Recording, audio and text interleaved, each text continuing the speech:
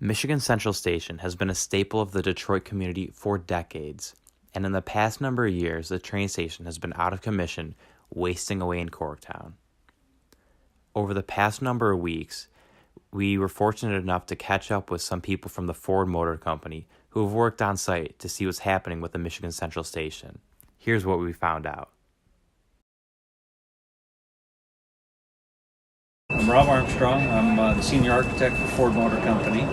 My role in this project is to oversee and support, from Ford Land Engineering perspective, this project along with the rest of the facilities that are being put up in the Corktown. Don Baker, Communications Manager for Ford Land.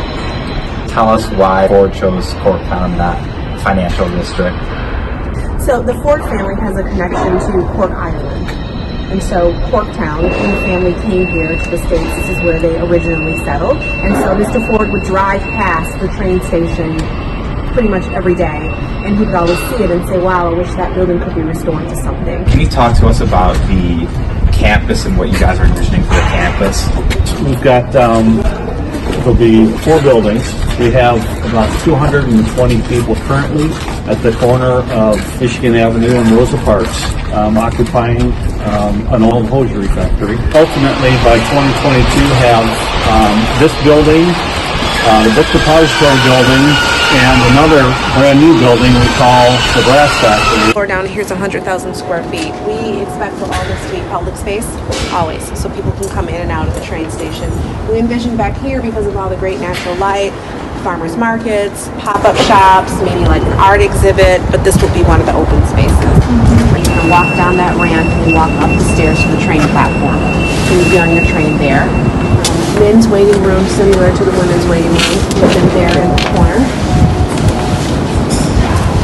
Pick up your luggage there where you kind of see the bars. So that's where the luggage you pick up there. In the corner there, where there's that little window, that was the taxi window. So you go up there, request your taxi, and go straight through that exit sign. When you go outside, you see the carriage house, because at one point it was probably horse and buggy that pulled up. And that's where you would leave and exit the train station. Can you tell us your name, job title, and involvement with the Ford Train Station Corktown project? My name is Joy Filatico. I am Ford's Chief Marketing Officer, and I'm also President of the Lincoln Motor Company. My involvement in the project comes around the marketing of the site when it's up and running. I'm involved in understanding what the future is going to be and what we're trying to do there. The Corktown project really supports our efforts in the autonomous vehicle space and also electrification, which certainly is an important propulsion for the future. So we plan to house our business teams that build our electrified vehicles and also autonomous vehicles in this campus. Can you talk to us on why you guys still moved down here and why you want to keep people working for Ford? Yeah. Part of moving to this campus, or developing this campus here in Corktown and an urban area, is to attract and retain good young talent, because a lot of the younger people coming out are looking for those exciting places to work and to live, and this is an ideal place for that young hot talent coming out of the best universities.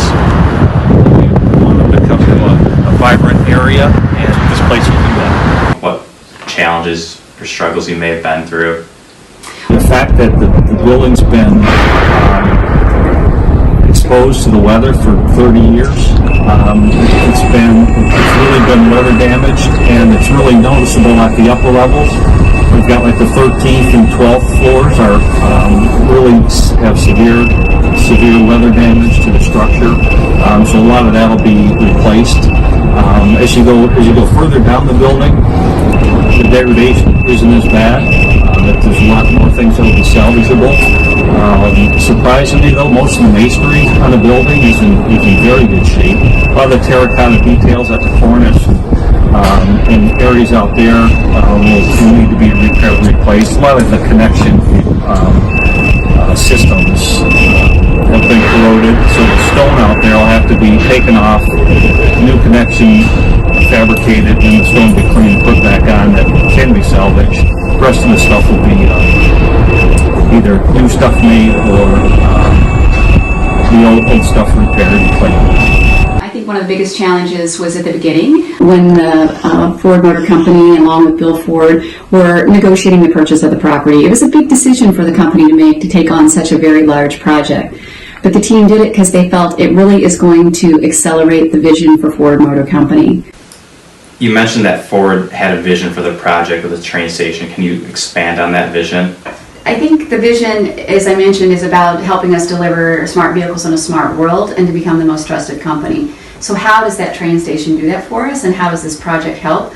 It really allows us to have the opportunity to be in the heart of Detroit and allow our teams to actually understand how urban areas operate and what are the role that transportation plays in revitalizing cities. Detroit is a perfect city that is looking for a rebirth, and there's been lots of great progress in the last few years, and this is just another step on the journey for rebuilding of Detroit. And being right there in the heart of it and understanding what are the transportation needs really is going to be helpful to us in delivering our vision at Ford, but also it will help the Corktown campus attract additional talent, plus startups in the area. We're going to have an opportunity for them to have space on the campus so they can collaborate with us and partner with us to really tackle these issues of transportation and the future of mobility.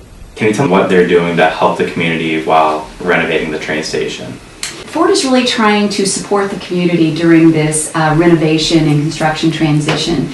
And an example of that is the Winter Festival that we just announced on Friday. So this is going to be a 10-day event that goes from January 18th through the 27th, so kind of over the auto show time frame, and really taking advantage of the fact that a lot of people will be going downtown to the auto show. And it's going to be provide an opportunity for an event in the evening, kind of like a winter market. There's going to be a show where they're broadcasting on the Michigan train station using technology. So it's going to be really cool. And that's just another example of events for that community during this transition period. Can you tell me what Ford's vision is for this train station?